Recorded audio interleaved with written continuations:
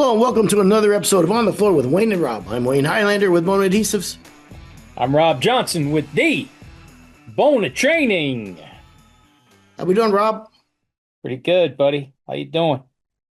Good. Listen, it has been really, really cold here in the South. I was watching TV in Florida. One of the fountains was mostly froze up. The water coming out of it. Just really, really, really bad cold snap that we've had. And we've talked about it before, but uh, I think for homeowners, a little education goes a long way. And cold weather. I just love when you Southern boys talk about cold weather. I just it's kind of cute when you guys talk about cold weather. I was doing a school last week in West Palm Beach, and they were having a cold snap. Pretty good cold snap. What they think is a cold snap. Yeah, what And was it? it was like 50, you know. I Wow. guess it might have been in the 40s before I got there, but when I was Hmm. there, it was the 50s. And one day it was starting to get a little colder in the afternoon, and man, they were all just walking around like, wow, you feel that temperature drop? That's what they were Yeah. saying to each other. And Wow. it was dropping down from like 57 to 50. And I said, I Balmy said for to one of the you. guys, yeah, I said to one of the guys, I go, really? Because back where I live, it hasn't gone above single digits in 2 weeks. I literally don't think they understood what I was saying. Like, Yeah. 8 degrees, just it doesn't register to them. Like, no, that No, not people possible. die. Yeah, Yeah. that's impossible. I Wow. said, but I said to one guy, I go, yeah, we were getting warnings that don't go out for more than 20 minutes at a time because any uncovered area in your body could get frostbite. And like I said, they were looking at me like, Mm. you Yeah. from Alaska or something? Yeah. Yeah. Uh, Yeah. but it is kind of funny when you Southern boys talk about cold weather. But it has opened people's eyes because down there, and probably where you're from, a lot of people aren't using heaters all that much. And now when you're turning the heaters on, what's that going to do? Yeah. So cold weather in itself isn't usually the direct cause of floor problems, but winter conditions often lead to indoor humidity and temperature swings, and that stresses the hardwood floors, and that's when we start getting the calls. And I think it's always a good idea to have some information for your homeowners because I guarantee you that people are getting calls all over the place now because of the gaps between the boards. When the humidity comes on, I mean, the heater comes on, it dries out the floor and it causes cracking and sometimes splitting, and the floor is going to become brittle and this, that, and the other. So I think probably we should talk about that a little bit. Absolutely. Yeah, so as we know, when the heater comes on, it dries the air, it pulls the moisture from the wood, and the temperature swing going from cold to hot is where we see the issues. And I don't know about you, Rob, but like I said, it's well, I mean, we talk about furniture. I have a table, a dining room table that's made out of 12-inch wide. And by the way, they're ripped and quartered, 12-inch boards, four of them. Okay, and they're solid. And people say rich and quartered floors, they don't move as much. Every year, and especially this year, I get a pretty good sized gaps in those boards. And they close up every year. Every year they're going to be gone. We got one room in the house where we watch TV, which the doors usually close, and Judy likes it hotter than most people do, I think. Hotter than Uh, Hades. yes. And those floors open up every year. And every year they're going to close back up. But if I'm a homeowner and I paid for that floor and what have you, and I don't understand how floors work, and I love my beautiful floors, I might be completely alarmed by this. But And whether it's solid wood or engineered wood, solid woods are more sensitive to humidity swings and can show more pronounced gaps, or those type of things.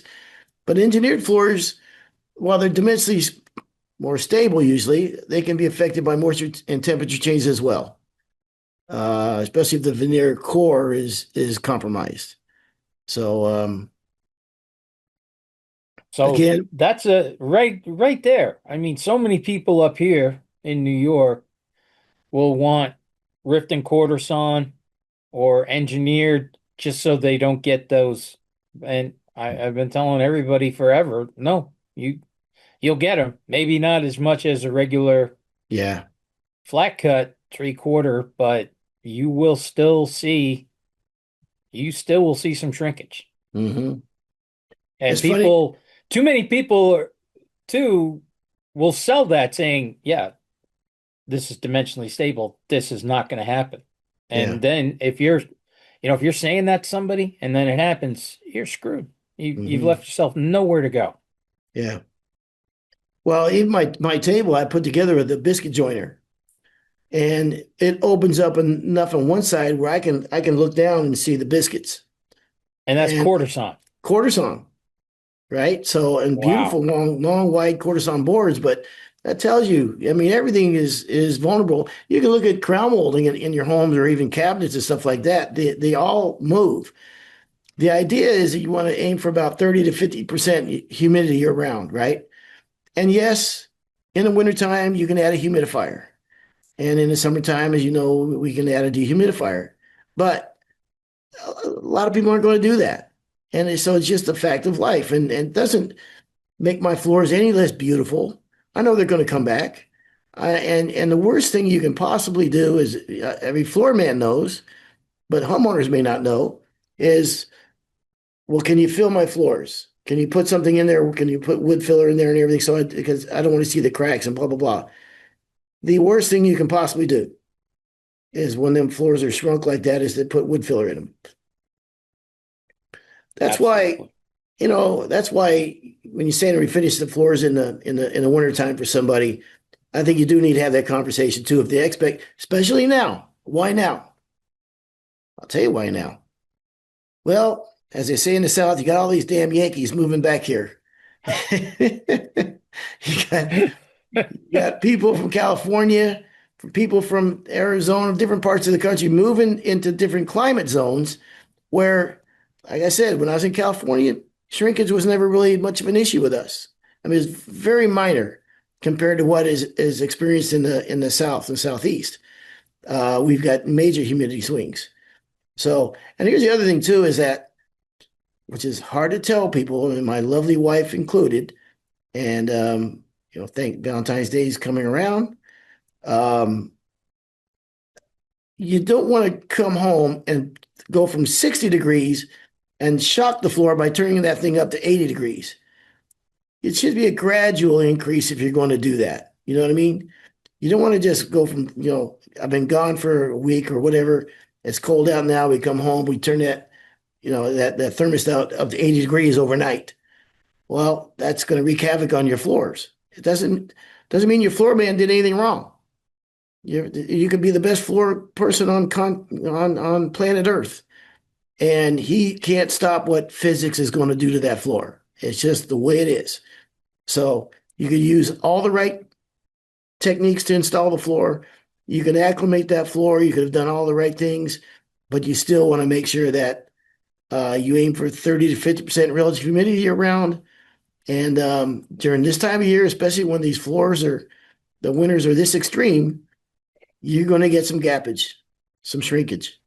Let me ask you a question on the contract. You know the contract, Hmm. the Wayne Highlander special. We've had so many people ask for that contract. Yes, You looking for it? I was. How'd you know? I could tell you started looking around for the contract. Did you have something in there that said you cheat to maintain your floor, Yes. the integrity of it? Did you have that 10-point swing? Let me see what So I. it should be 5 points either way, no more than a 10-point swing. And I think that was, I don't know if that's an NWFA recommendation or an everybody recommendation, Let me but see. one of the things that I've tried to tell people, and it's almost impossible to do, is you can't have more than a 10-point fluctuation in relative humidity in your house. Yep. So here in New York, where I live, forget about it. I mean, I don't know any system that could keep that. I mean, right now, the relative humidity in my house is 28. Yep.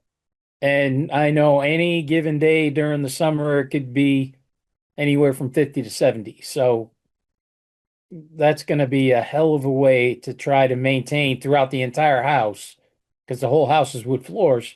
How are you going to maintain that 10-point swing? But if you put it in writing, because on new floors, when you're installing new floors, you want to have some kind of protection, I think, for when those gaps open up and people are like, what's going Yep. on with something you did, right? Yep. Well, if it's in writing, was that so that's what I was asking, was that part of your contract? Number 15 on the back of the contract. Purchaser is responsible for providing proper temperature and humidity conditions at the job site. Purchaser is aware that wood products can be adversely affected by too little or too much humidity, and hereby accepts responsibility for any damage occurring as a result of adverse job site conditions. Okay? There you go. Number 19. Purchaser is aware that job site temperature and moisture conditions may adversely affect wood products, and therefore purchaser expressly agrees that the seller shall not be responsible for any expansion, shrinkage, cupping, buckling, or other reactions of wood to moisture, or dryness without regard to the size, grade, or previous conditions of the material. Seller shall further not be held responsible for any type of insect infestation. I'll tell you, man, there's nothing like a good contract, Rob. Man, oh man, you nailed it. But you Yep. didn't give them a number, a fluctuation number. No, I didn't. No, no. Okay. But you Because did because you did talk about it, right? why would I lock myself into that? Huh? Yeah, right. I see it. Yeah. You look like the Monopoly man just then, sitting back. Like, Mm-hmm. why would I? The money guy, the money Yes. monopoly guy. The other thing that the homeowners need to be aware of, because a lot of people have summer homes and winter homes and what have you, is the greenhouse effect of where you you're not going to be in the home for several months at a time or a month at a time, or you're going away for a month and you start to hear the HVAC off altogether. You would never want to do that and then come back and turn it on, whatever. You want to make sure you leave it on a low setting, at least keep some kind of air and humidity going in there, Hmm. heat, what have you. Another one that I think people want to be and Pete and I got bid on this one time. You go into a house that's 30, 40, whatever, how old. It's been there for a long time, but the floor that you're sanding is pretty dark, and you're going to go to clear seal, natural seal, Nordic. You're going to go to a Mm-hmm. really light color. Mm-hmm. A lot of people don't realize that their floors are going to gap in the winter. Mm-hmm. And like I said, it was a perfect job. It was pretty dark. It was a dark brown, darker than cardboard brown. We did a white stain. Everything went great. We get a call in February like, wow, there's black lines everywhere. And those black lines weren't black lines at all. They were just, Mm-hmm. I was like, that's what floors do. Mm-hmm. And she said, I've been here for 40 years. It never happened once. Yeah. Then she said, it was something you did. I was like, oh, it just went downhill. I mean, Yeah. seriously went downhill from there. Mm-hmm. But it is just a conversation to have with people. And I know we're trying to think of so many things when we're out there doing estimates and talking to people and whatever.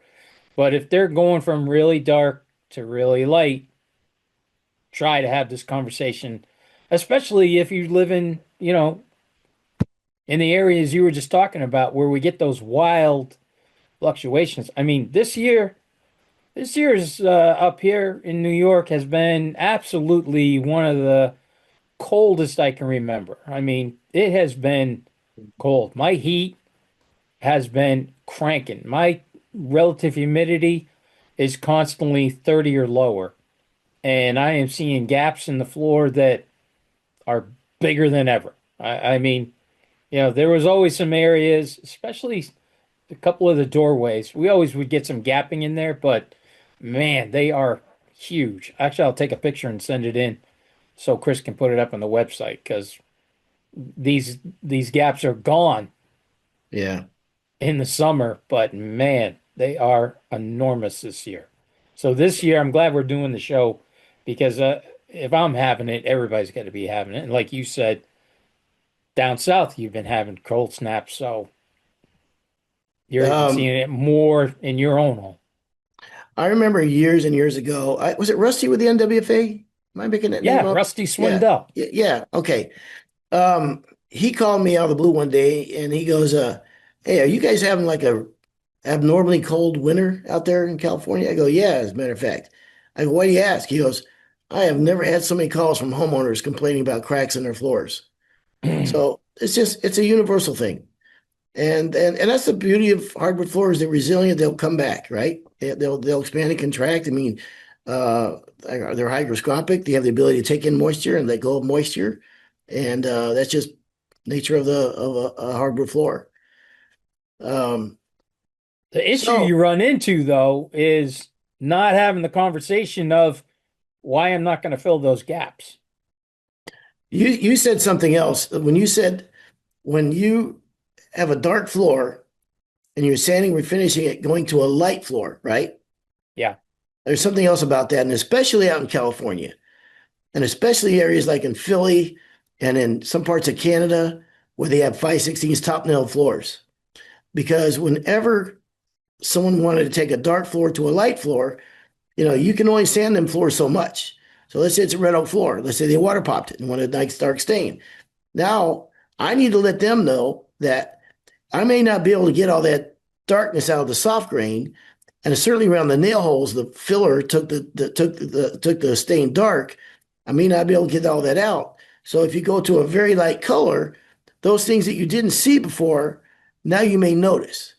So that's another thing that you need to have that conversation up front. That's why this flooring industry, that's why an old floor guy has got so many tricks up his sleeve and so many, he's seen so many. What's that commercial? We know a lot because we've seen a lot, whatever that the real estate, the insurance commercial was. That same thing with floor guys. You run into so many different scenarios. You have to keep every one of these in your mind. You know what I mean? When you think about what could come up and what may come up or not come up. And I think also some people don't want to go into this with the homeowner. Look, I want to get this job. I sure don't want to talk them out of it.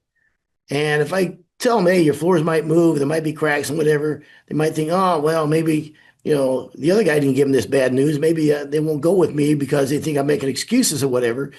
But I can tell you from experience, it's better to have these things up front, certainly, or at least put them in your contract. I know a lot of people, contractors, when wintertime is coming, they just send out a notice to everybody. Hey, be aware, winter's coming. Here's some preventative measures you can do. Don't be alarmed. Really, bottom line is managing humidity is the key factor for keeping hardwood floor stable. I mean, temperature plays a supporting role, but it's way less impactful on the dimensional changes. So just some key education up front, if you can, I goes a like long that way. idea. I definitely like that idea. Send that out to your customers. Hey, winter's coming. You're going to see some cracks. Yeah, and Get ready for it. Keep them clean yeah. so those floors can go right back to where they were. Hmm. Hmm, that's a So good there you idea. go. Yeah. And I can't say enough about the rapid temperature swings. Really going from 60 to 80 degrees is not good for your floors.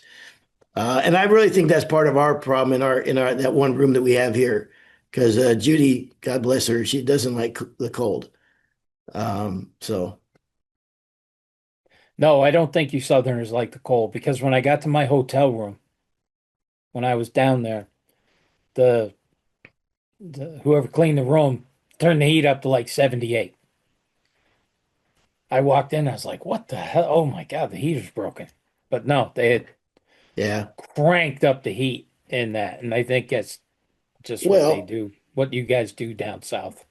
I'm yeah. cold, so I'm okay. Well, it had to hit 70, so you'd have been fine at 70. So if you talk about floors with cracks in them, um, you only have to go to Asheville to look at the was it the Biltmore Estate in Asheville that has herringbone floors. And herringbone, my favorite pattern, is timeless. And there's herringbone floors throughout that. And there's cracks all throughout the floors. And you know something? They're stunning. Like I wouldn't change that. That's part of a beautiful old floor in one of the most magnificent homes in America. There's gaps. Oh well. You know, in one area they had to add some new herringbone. Why they put red oak next to white oak is I almost had to leave the tour. I want to call attention to the guy to go, look, who let this happen? But but my point is those new ones were all nice and tight and closed up, but didn't hold a candle to the beauty of the older floor. Been around for, I don't know, 100 years or however long that place has been around, that has cracks everywhere, and they're absolutely beautiful. So the Biltmore, talk about that. What are you, some kind of a history buff or something? I would not say, I guess I'm kind of a casual history guy. I've become aware that history isn't for beautiful people. Uh, but I'm kind of a history. I'll tell you how I know that. Wait. What the hell do you mean by history is not for beautiful people? Here's how I realized that. I live in a pretty historic area. You can't, if you live in the South, you can't get away from it. You got the Civil War history here. You've got just so much America. You know, this is with, the 13 colonies and what have you, and there's history everywhere here. So, I think most people have an appreciation for that. And when I have visitors that come visit me, I will take them to areas or whatever, like the Biltmore Estate or places like this that's naturally old and historic, and everybody seems to appreciate it, except my cousin Pat. My cousin Pat came down and with his girlfriend. Now, Pat, I think I've talked about him before. He was an All-American football player. Okay, and in Alameda County in California, there's like 200 high schools. And recently, in a newspaper article, he's rated as the number one running back of all time. Okay, Wow. he's an All-American football player, probably the best looking man I've ever seen in my life. I mean, we walk down the street and people stare at him. Okay, And he's and he, related to you. and that's the craziest part. I know what the hell went wrong.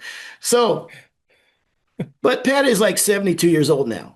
He gets up every day at 4:30 in the morning. He's in the gym every day. He still has that All-American football player. And actually, he said he was better in baseball than he was in football. He pitched no hitter in some league that there hasn't been one since. So, incredible athlete. Um, and to this day, at 72 years old, he's in unbelievably good shape. Okay. He has a girlfriend. I met his girlfriend. She's 72 years old. I've never seen a woman this age she looked like a model. She looked stunning at 72 years old. She was gorgeous. She's a fitness and yoga instructor, and she goes hiking by herself up in the mountains and does all these swims and marathons. And they're both of them are an extremely attractive couple. Okay. I took them to some amazing historical stuff, and they had zero interest in any of it. Zero.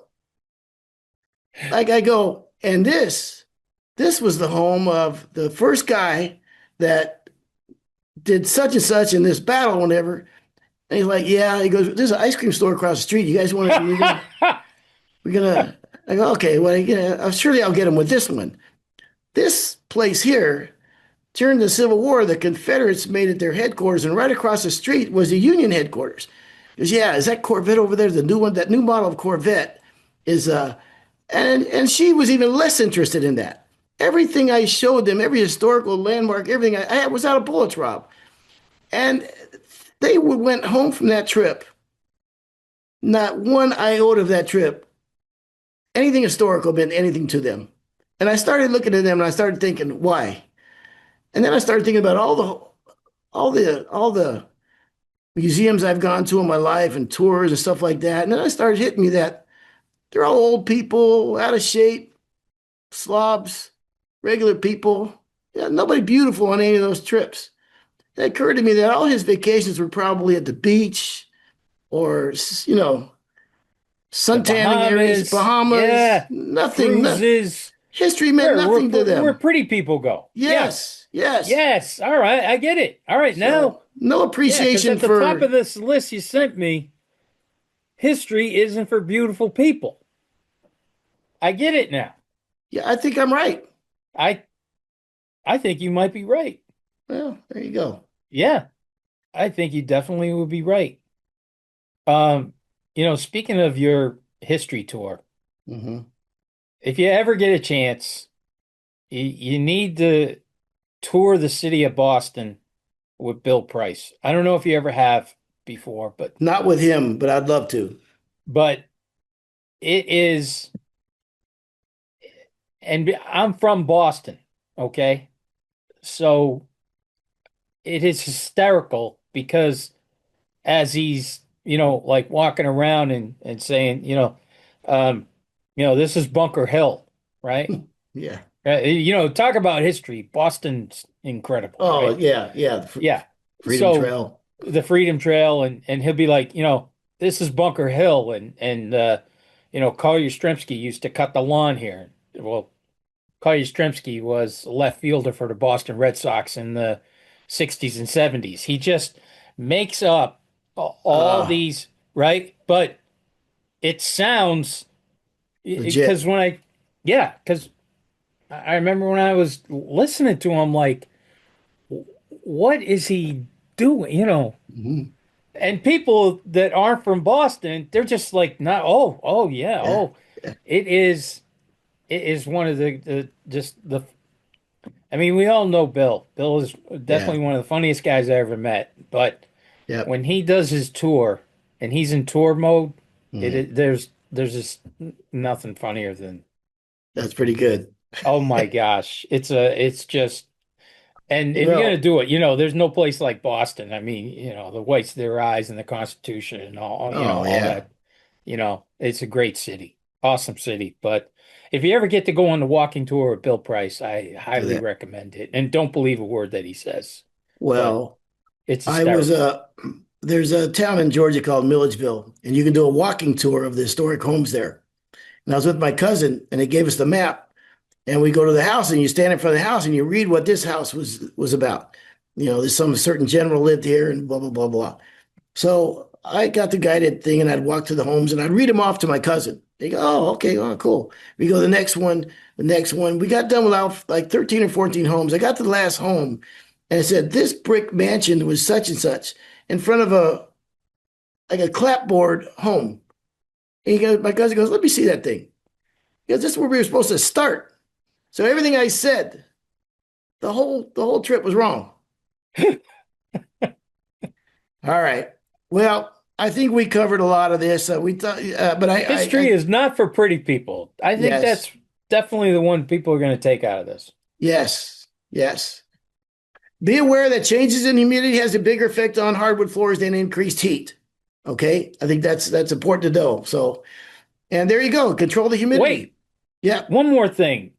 I think we should talk a little bit about trowel filling when we really shouldn't. Some of the issues that because I know that Hmm. I've had homeowners, I remember, once we were going back to get a check and the guy's like, when are you going to fill all these cracks? And I'm like, well, we don't. And of course it was, now I'm dancing, trying Yeah. to explain to him, but he just thinks that I'm lazy. I didn't want to fill cracks. But after that, we started having the conversation about why we don't fill gaps. Hmm.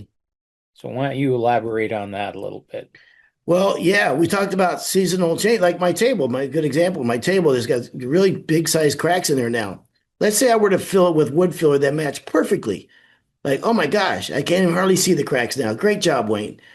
Well, Wayne didn't do you any favors because when that relative humidity starts to increase, and then boards start to swell back up to the other dimensional, properties, it's going to squeeze that wood filler out, and that's going to look unsightly, right? That's a problem, which could cause a problem with the finish as well. Would cause an issue with the finish. You may get white lines. It kind of might pull the finish off. Or what can happen sometimes is your floor can go into compression set.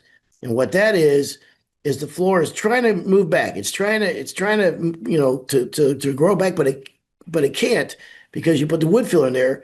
And then it does the opposite. It kind of gives up. And now instead of seasonal cracks, you're going to have large cracks that will not close up during the winter and summer. All right, because a normal crack will close up in the summertime, and then and move a little bit and gap out in the wintertime. But compression cracks that's when you have that when those cracks don't change. And if you try to fill flooring when it wants to move, and you crush the edges of those boards, they can go in a compression set. That's why it's never a good thing. You're not, for the homeowners, your floor guy wouldn't be doing you any favors if he was to fill that floor at that time of year. You better hope that it comes out. Yes. Yeah. I would rather have it coming out and it looks like hell. There's no doubt about it, but it can lead to that compression set or cupping, which is going to be Mhm. even worse. So Well, that's why you have to have the conversation with the homeowner about this is why we don't fill. and the other thing too that can happen is, okay, so you fill the floors and then they start to shrink a little bit, and then some of the filler pops out, and now you got a floor that's kind of filled, kind of not filled, and I think that looks even worse because it's not uniform. I'd Oh, it rather looks have, terrible. Yeah, yeah, I'd rather have something look, that's a horrible look. That's a yeah, cheap look. Yep. yeah, I'd rather have something look Yep. uniform. So when you're beating your floor guy up that, hey, I want these cracks filled, I blah blah, and I understand the want for that, but and it's not the floor man taking a shortcut. It's really he's dealing with the environmental conditions at that site, and every floor is the way it is because the environmental conditions we put it in. You pick up that same floor, you move it to another house in a different part of the country under different conditions. Maybe it's got constant relative humidity all year round that's the same. That floor will be a different floor. So it's just the environmental conditions that you're dealt with. So when you come to sand and refinish a floor, there's things you can do and there's things that you can't do. And that's just the way it is. But again, that doesn't take away from the beauty of the hardwood floor to me. Like I said, some of the most stunning floors I've ever seen are old antique floors that have gaps in them, wide gaps in them. Yeah. They're That's stunning. They're just the stunning. natural beauty. Yeah. Absolutely. But the other thing too is when you're having these conversations, you want to have this conversation. I think it's always good to have some paperwork to go with it. Go to the NWFA website, do a little due diligence, get some really good stuff on expansion, contraction, shrinkage, filling, not filling. It's all there. It's going to be much better to go in with a third party than just telling somebody, hey, this is what could happen. You know, Yeah. have a little science to back it up so people can read it and, then at least they'll know that you're not trying to, pull a fast one and you really want their investment to last and look good. Yep. Amen. All right, Rob. Well, I think we covered enough, and we'll call it a day. So this Okay. has been another episode of On the Floor with Wayne and Rob. Please stay tuned for another episode.